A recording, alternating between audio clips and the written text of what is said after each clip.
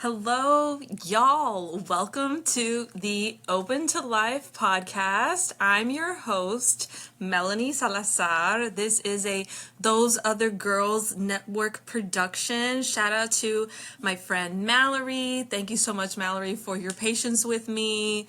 Y'all, this is a project I've been wanting to do for at least a couple years. It's been an idea on my heart for a while, but I feel like life just got so hectic with every different season happening back to back, like getting engaged, getting married, moving, navigating my own pregnancy, having my son be born, navigating breastfeeding. So there was just a lot, like back to back. But I feel like your girl's getting her pink back, and I don't have an excuse now, I feel.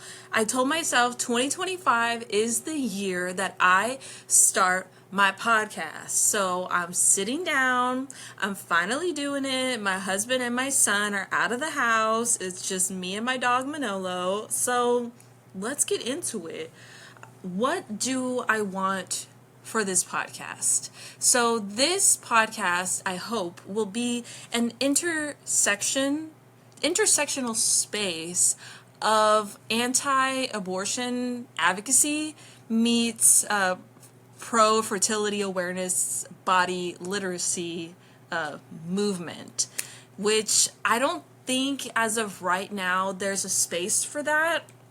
There's a lot of pro-life, anti-abortion podcasts and content. There's a lot of fertility awareness, NFP content, but I don't see a lot of overlap between the two, and I really wanted to create a space for that overlap to happen. So what is my vision through this podcast? In general, I envision a world in which true women's empowerment and progress includes body literacy to make informed decisions and to respect the beauty of creation. And the mission of this podcast is to influence the pro-life movement to encourage women to know and love their bodies and cycles in order to end abortion. So that was a lot there. Maybe I should break that down a little. What do I mean by a world in which true women's empowerment and progress includes body literacy? So when I say body literacy, I mean understanding the feminine menstrual cycle, okay? And your cycle is not just your period, ladies. It's not just your red flow. It is the whole cycle, including ovulation, including the time leading up to your next period. Really, the cycle begins and ends at ovulation. That's technically really the start of the cycle, is when you ovulate. That is the start of a new cycle. So you ovulate, then there's the time waiting to the next period, then you bleed, you shed your uterine lining, and then there's the time waiting to ovulation, and then boom, cycle starts all over again. So I want, in a world of progress and free from abortion, that there would be basic body literacy taught in schools, in culture, that everyone knows, oh, a healthy woman ovulates once a month, and that one egg only lives 12 to 24 hours, and you can only get pregnant if there is cervical fluid, white flow, mucus present to make sperm live long enough to meet the egg that's only alive for 12 to 24 hours. So you just got a crash course on body literacy and what I mean by that. And I want that to be common knowledge at some point in the future, that with that knowledge, people can make informed decisions, aka sex, aka consenting to the possibility of becoming pregnant and making a new human life by the knowledge of your body and where you're at in your fertility, in your cycle. So I want people to be able to make informed decisions and then to respect the beauty of creation by first respecting themselves and the power that we as women have, that we can create life and bear life and breastfeed and mother and these things that men cannot do because we're amazing. And so I envision a world that when women respect themselves, that hopefully that will lead to also respecting creation and making decisions that respect our dignity with who we choose to have sex with. Ideally, someone who is committed to you fully and will welcome life with you, ideally a spouse. And my mission, what do I mean when I say encourage women to know and love their bodies and cycles in order to end abortion? So I hope that if every girl in the world knew and loved their body, their cycles, that we would have this understanding, this grace that we give ourselves, that then we would not want to kill or murder any creation that comes from within us. So that was a lot, but that was just a little taste of what we can look forward to in the Open to Life podcast. And I thought this was a great name because in natural family planning world, we're taught as Catholics, when you're practicing NFP, to be open to life, even if you are purposefully trying to avoid pregnancy. Some more fertility awareness NFP vocab is there's trying to avoid TTA, there's trying to conceive TTC, and there's trying to whatever, where you don't care either way if you create a new life or not, you're TTW. So if you're TTA, trying to avoid, you're still open to life. You don't have any hormonal or physical barriers impeding life from being welcomed. So, where was I going with that? So, I lost my train of thought. Well, oh well. And it was a good nugget too.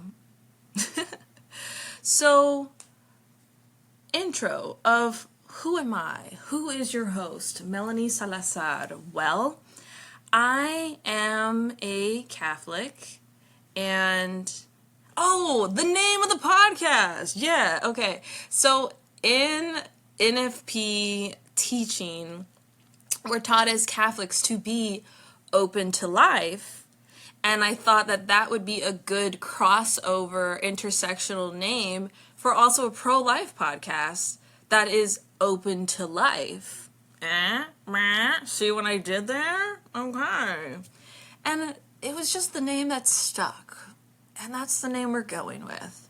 So the Open to Life podcast, because we're not impeding life from potentially being created, even if you're TTA, trying to avoid, and we're also not going to kill that potential life if a new life is created, because we are open to life. Okay, so picking up on who am I am Catholic, as you've picked up on. I'm a proud Chicana, Tejana. I'm from the great country of Texas, as I like to joke. I am from San Antonio. Go Spurs, go. Remember the Alamo. I love Selena, Quintanilla. I love a good party where I can do some bachata and cumbia and just any Latin dance. I used to really like horror movies, but something about being pregnant just drew me away from wanting to even watch a singular horror movie. So I haven't watched a horror movie in a while, in like over a year, but I used to really love them. I love all things fertility awareness. I used to binge so many different fertility awareness method podcasts, because I was obsessed, like obsessed, like in my veins. And I love Dr. Pepper. I am a wife. I've been married a little over a year, got married November of 2022. So this November of 2025 will make 3 years, which is crazy. Like, what? I gave birth to my son via C-section May 10th of 2024, which is crazy to think, like, oh my gosh, like just a few more months and he'll be a year old. Like, what? When you become a parent, your concept of time changes. I was just talking to my husband Jerry about that the other day, like, wow, like how slow, or what a day felt like, a day, a week, a month felt like pre having our son is just so different after having our son. And maybe some of you understand that and others don't, and you'll get it when you get it, okay? Like, the days are long, but the years are short. So I'm a mom. My son's name is Jose Tomas. Why did we name him Jose Tomas? Jose for Saint Joseph. Yes, okay, we're Latinos, and I named my son Jose. Oh my gosh, so original, right? Well, we don't just call him Jose, we call him Jose Tomas. Tomas for Saint Thomas More, because Saint Thomas More is my husband's confirmation saint. So we got our Joseph Thomas, and I really wanted my firstborn son to be Joseph because I wanted him to be a strong leader for the family. And actually today that I'm recording, February 2nd, was the feast of Jesus's presentation at the temple, and the priest today was talking about like the beauty, the significance of a firstborn son and offering your child back to God. And it was really special because we were visiting this church for the first time. It was a deaf ASL parish, which was super cool, and it was really special to hear that since I also have a firstborn son. And how did I get involved in the pro-life movement? Well, I got started in the pro-life movement in college. Okay, since this is my podcast, I can like go into a little bit more lore than before. Because normally in interviews and other moments, I try to give a bit of a synopsis and be brief, but I can get a little bit more into it since this is my space. So I got started in the pro-life movement in college when I was at University, Texas, San Antonio. Go Roadrunners. Once a Roadrunner, always a Roadrunner. But like many people, I did not know there was a pro-life movement. I thought people were pro-life and pro-choice and just went about their lives. Like, I didn't know there was this whole world of pro-life organizations and political organizing and activism. Like, I didn't know this side of the world existed until I was introduced to a pro-life club at my campus. But rewind a little bit. I first learned about abortion when I was in the 3rd grade by my mom, who was my 3rd grade teacher back when it was normal and okay to talk about abortion in a Catholic school setting. But that's a story for another day, that many Catholic schools aren't Catholic and don't uphold Catholic values, which is really sad. So that's when I first learned about abortion.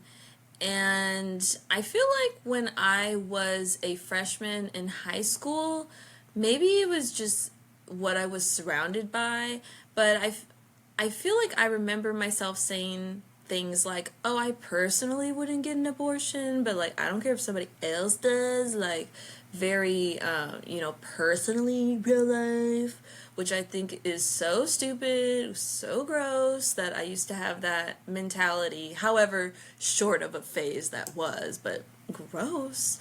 And I eventually came to the pro-life position fully once I was kind of on my own journey of relearning why did I believe the things that I do as a Catholic.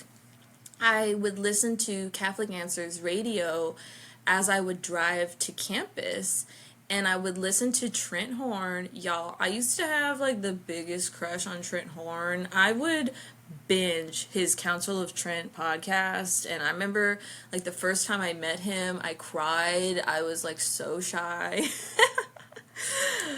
He doesn't know who I am, and let's keep it that way. But I was like so shy, and in listening to Trent debate people on Catholic Answers Radio, he would sometimes host episodes called "Why Are You Pro-Choice?" or "Why Aren't You Pro-Life?" things like that, and he just had such a good way, still does, of articulating the pro-life position. So it was in listening to Catholic Answers, relearning why do I believe the things I do as a Catholic, that I started learning why be pro-life, and I was convinced. Then I looked up, learned what abortion procedures actually look like, what humans in the womb look like, how abortions kill preborn humans. And that's when I decided, okay, I'm not just sometimes personally a little bit, some of the time pro-life, I'm 100% always pro-life. And it was at that time when I found out there was a pro-life club at my university. And so picture me, I'm like wide-eyed, bushy-tailed. I'm like so excited, like, yes, my people, I'm gonna fit right in, like, yes, let's get to it. Let's end abortion. And at the time, we were Students for the Right to Life, and I soon was left to lead this group by myself, which was really hard doing it, alone. It was a dying club. There was a pulse, but she was dying, okay? She needed help. She needed some life supports, and that's when I came in, and I was very quickly put in charge of reviving this dying club on a pro-abortion campus. At the time, there was a Students United for Planned Parenthood club. Oh my gosh. And they were intimidating. I feel like the version of Melanie now, if I could be me and go into the past now, I'd be like, whatever. I would have done so many things. I probably would have protested their events. I would have done undercover stuff at their events.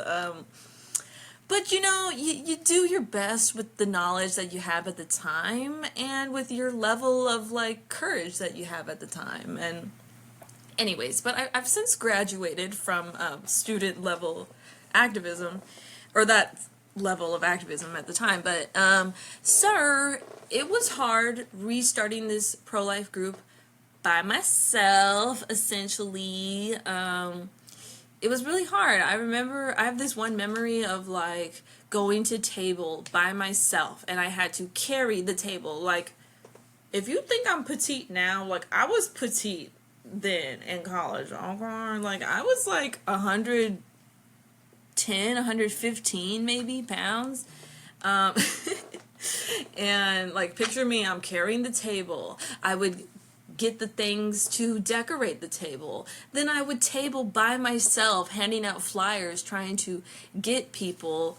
And I remember one time, it always would bug me so much when people would walk by and just say, "God bless you." That was, oh my gosh, I hated that. I think I still do. If somebody were to walk past me and be like, "God bless you," okay, sweet, but that's not actually helping me. I don't know, But I mean, the idea of God blessing me, sure, God blessing me will help me. So I guess there is some help that's happening beyond that the eyes can see. But hey, you're here physically and you agree with me, but you're not going to take the time and the energy to help me. Like, you're just going to walk by like, God bless you.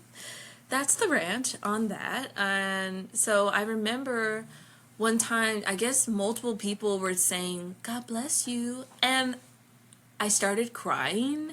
And I remember I got underneath the table and I was just literally like sitting underneath the table crying, like trying to hide myself, when a friend of mine saw me crying and joined the club. So then we were an army of two. And then another girly pop came by, maybe the following week or so. I don't remember the timeline. And she wanted to join.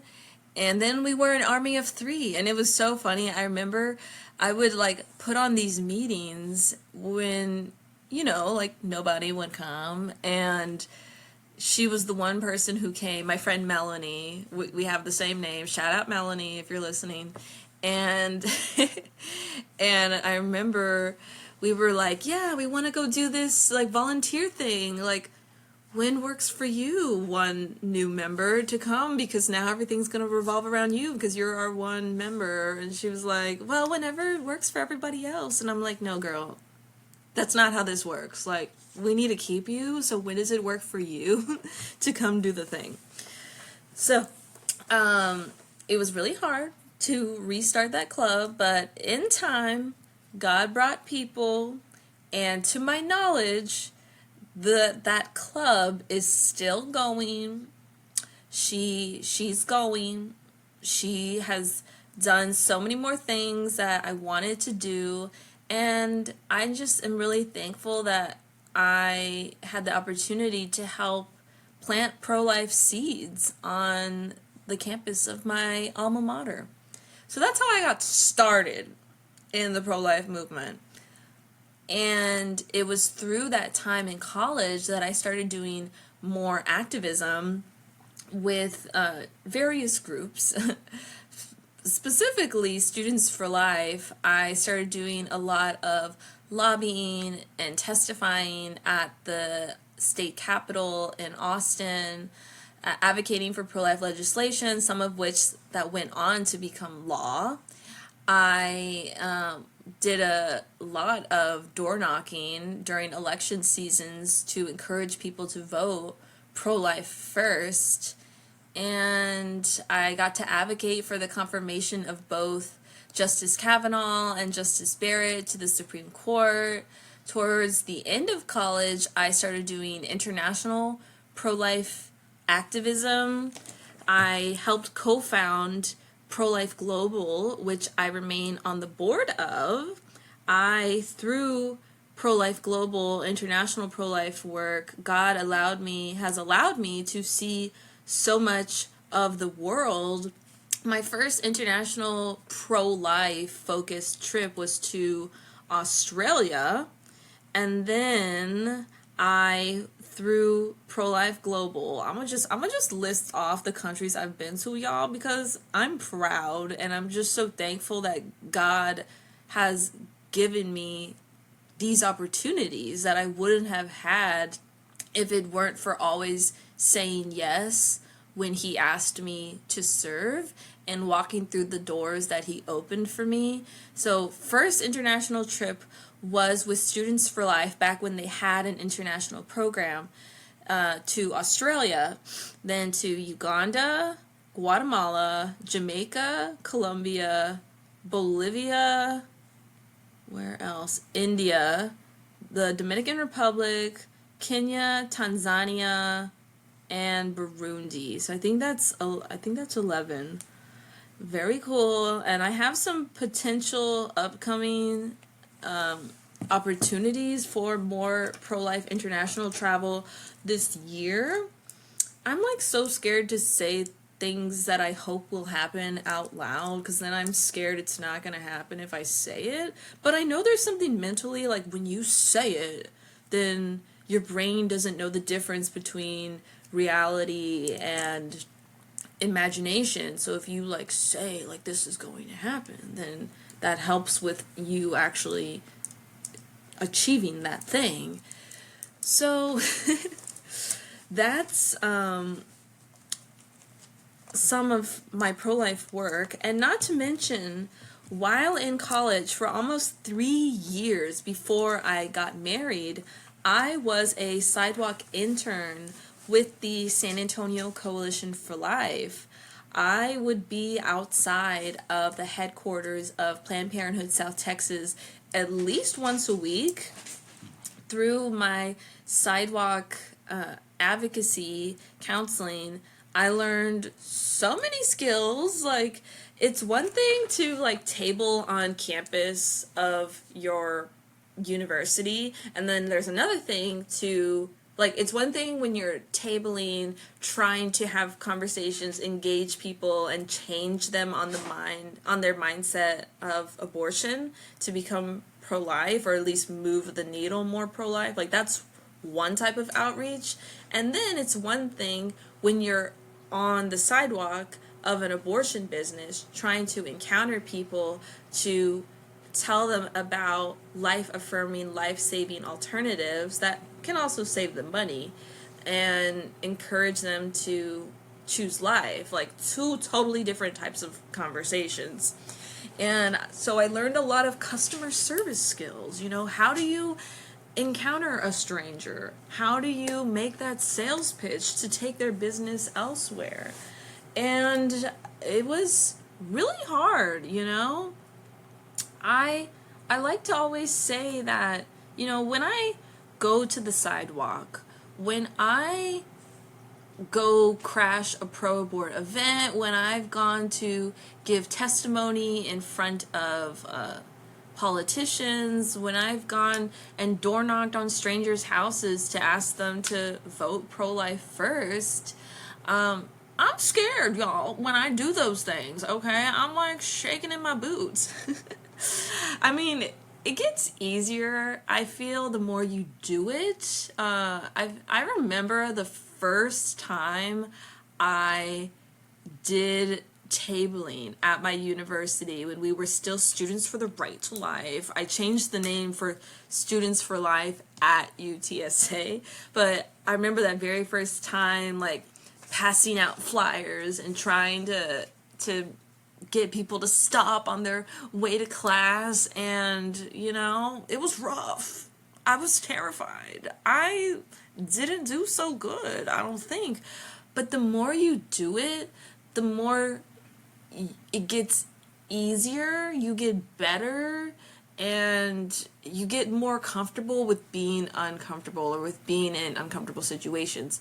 So I did sidewalk counseling for about 3 years, and so what I always like to say is that I'm scared when I do these things too, y'all. Like, I'm not made of steel and emotionless, but courage isn't the fact that you're not afraid at all. Courage is the decision that something matters more than your fear.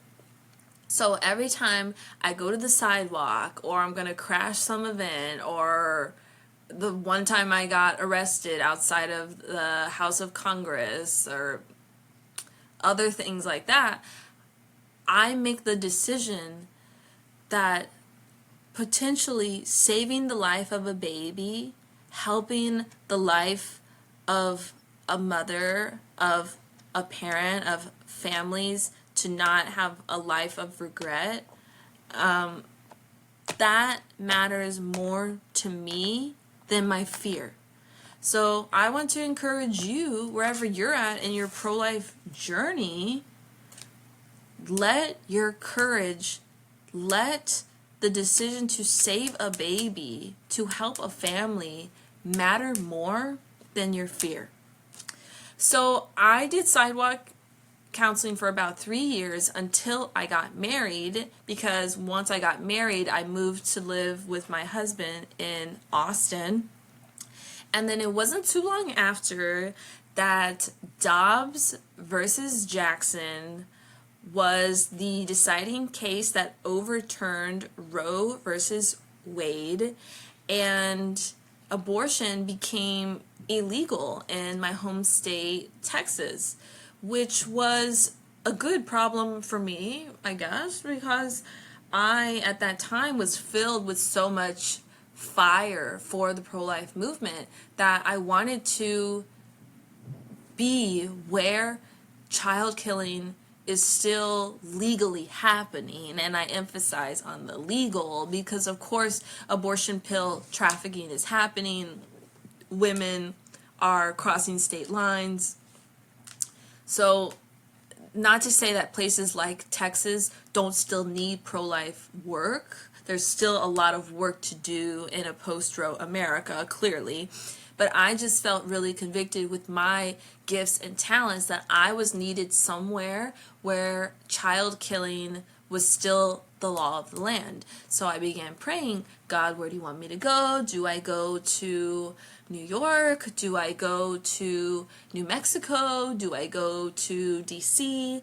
Then I got a call that Pro-Life San Francisco needed a new executive director. So I have been with PLSF since September of 2023, which is crazy because that means this September will make 2 years. Oh my gosh, that's 5 months away? No, 7 months away. Okay. But I've been living in San Francisco since October of 2023. And even though I'm a Texan girl through and through, I left my heart in San Francisco, y'all. It is a beautiful city. I have fallen in love with it. The transportation is amazing. This city is so walkable. At least where we live, we do not need a car. We left our car in Texas, and it's just so great to get around. It is amazing. This city has so much character, and every little neighborhood has a different personality. Yeah, I love this city. I remember when we first were telling people that we were going to move here, so many people were saying, be careful, be careful. And I get it. You know, people are scared of what they don't know. And especially being from Texas, there's a lot of anti-California propaganda, some of which is based in reality, but it's not bad everywhere all the time. So I love San Francisco. And before, honestly, I used to think like, gosh, why do people like stick around in California? Like, just give up and like move to Texas. But now I get it. When a place is so beautiful and when you've encountered so many good people, it's not easy just to get up and leave. It's something worth fighting for then. And we got our son baptized here. We have a lot of good faith-filled friends now. And SF feels like home. Yeah. I forgot to say also about who am I, my politics. That's something I don't really talk about much. But when I first got involved in the pro-life movement, I think what I was surrounded by was like hardcore, like right-leaning messaging. And so naturally, I think I fell into that. And now, in the present day, I definitely feel more like politically free, that I don't need to fit in a box in these binaries, if you will, of left and right and Republican and Democrat. I feel like politically I'm just Catholic. And I also feel like politically I'm a pro-life progressive in the values and the systems that I would like to see in place for a pro-life America, a pro-life world. And I'm sure that's something we can get into on a future podcast. And that's all for now. I hope this was a good first taste of the Open to Life podcast. Again, shout out to Mallory, my close companion from Those Other Girls, who is producing this podcast. Thank you so much, Mallory, for your patience and believing in me. And thank you, Jerry, and my son, JT, for hanging out outside the house so I could do this episode. Alrighty, y'all. See you next time. Farewell.